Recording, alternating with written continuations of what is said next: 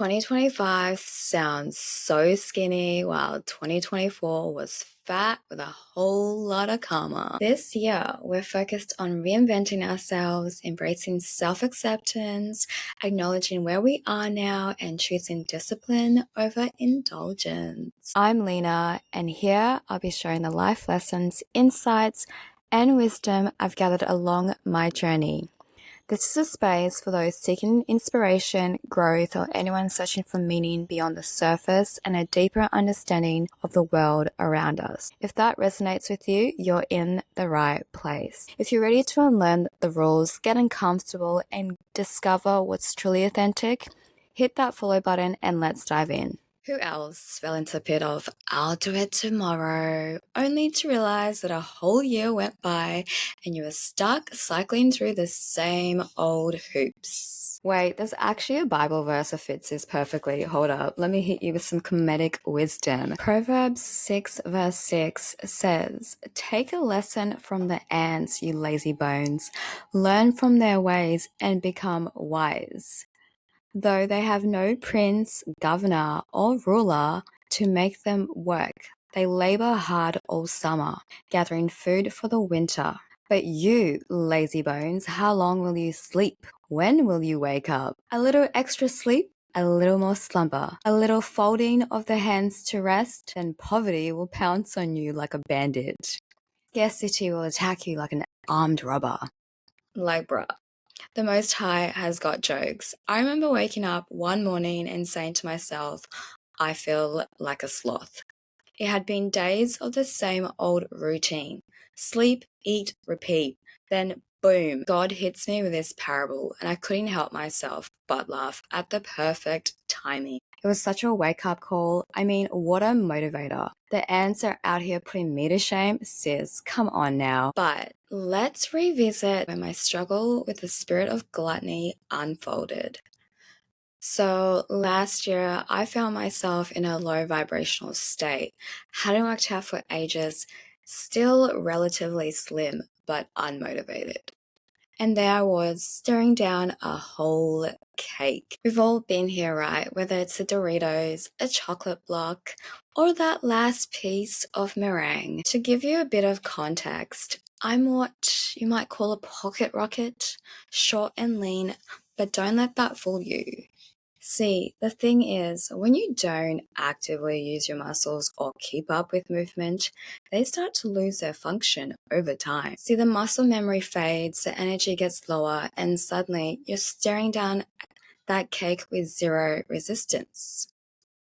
Like, it's not just about the cake, it was an external force compelling me, flooding my mind with messages to indulge. Just one bite. One bite, just one bite, won't do you any harm. The mind battles I was having at that time were so convincing. That moment seemed like I'd made a fashion bargain. The pull was so intense that my thoughts vanished into thin air.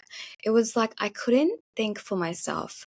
I was experiencing an out-of-body sensation as gluttony, both physically and spiritually, took the reins.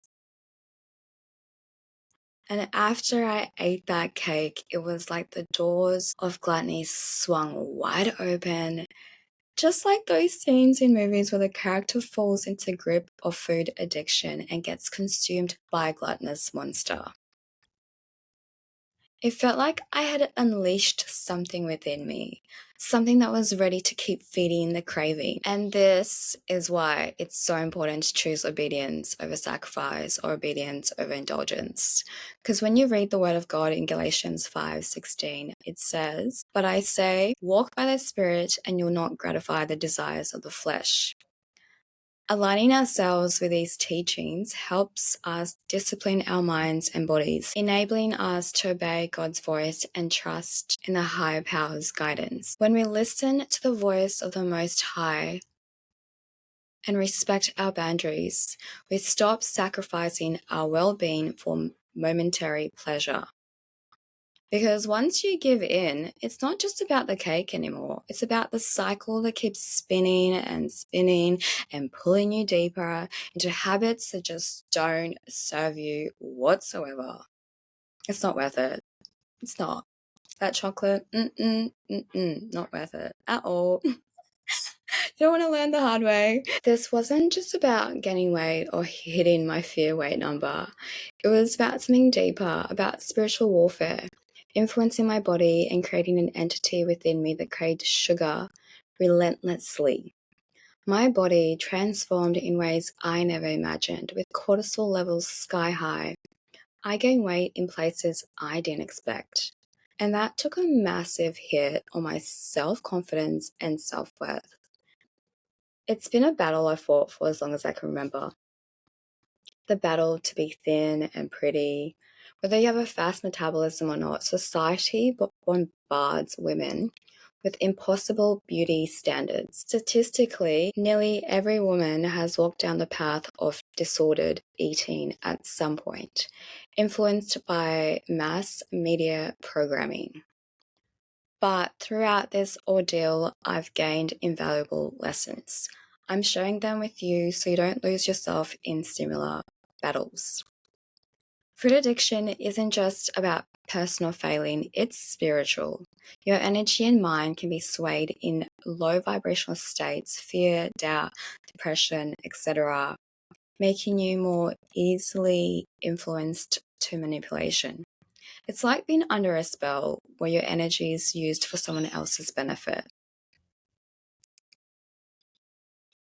Every dis-ease, every sickness in the world, food addiction included, has a spiritual root. It might sound a little out there, but I'm telling you, there's a spiritual element at play. I learned how my vulnerabilities could be exploited, my fears weaponized, and my safe space for introspection turned into a battlefield.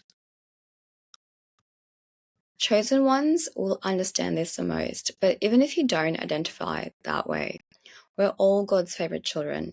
We all have individual experiences, but we've all gone through similar stages in life because we're reflections of each other. There's no physical without the spiritual. And if this sounds foreign to you, think of it like this. Your mind is a quiet, peaceful room, and suddenly there's this loud, persuasive announcer on a radio you can't turn off, urging you to act against your better judgment. It's like you're driving a car and someone else is suddenly stepping on the gas, pushing you towards a different direction you know you shouldn't go. That's what it felt like with that cake, an inner DJ spinning tracks of indulgence, drowning out the voice of reason. Whether it's for a slice of cake or a night out, when you should stay in, it's the same force steering you away from your peace, your discipline, and your authentic self. Realizing this has been crucial in my journey to reclaim my power. It's about breaking cycles, choosing discipline, and living in harmony with our true selves. So if you've ever felt that pull, you are not alone.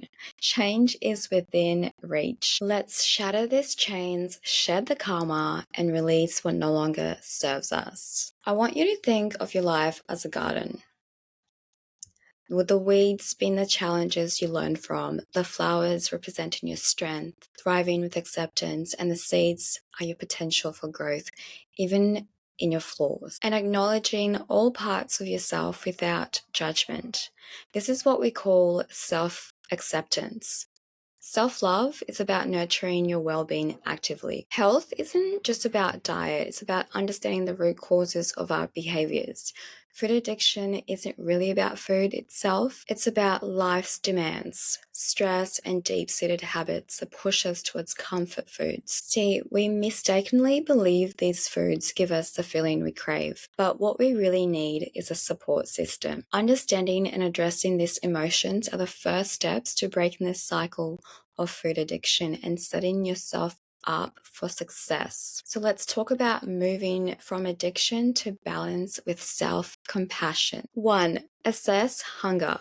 So before you eat, ask yourself if you're actually truly hungry or if it's emotion driving you.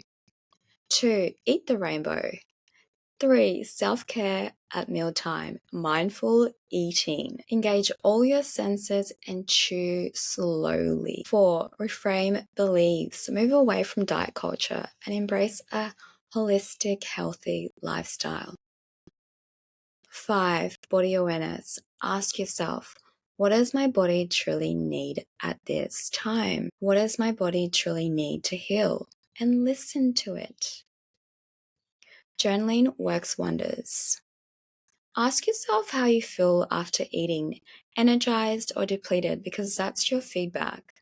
And consider your environment and the media you consume, because they influence your energy and eating habits. Don't eat food that robs your energy.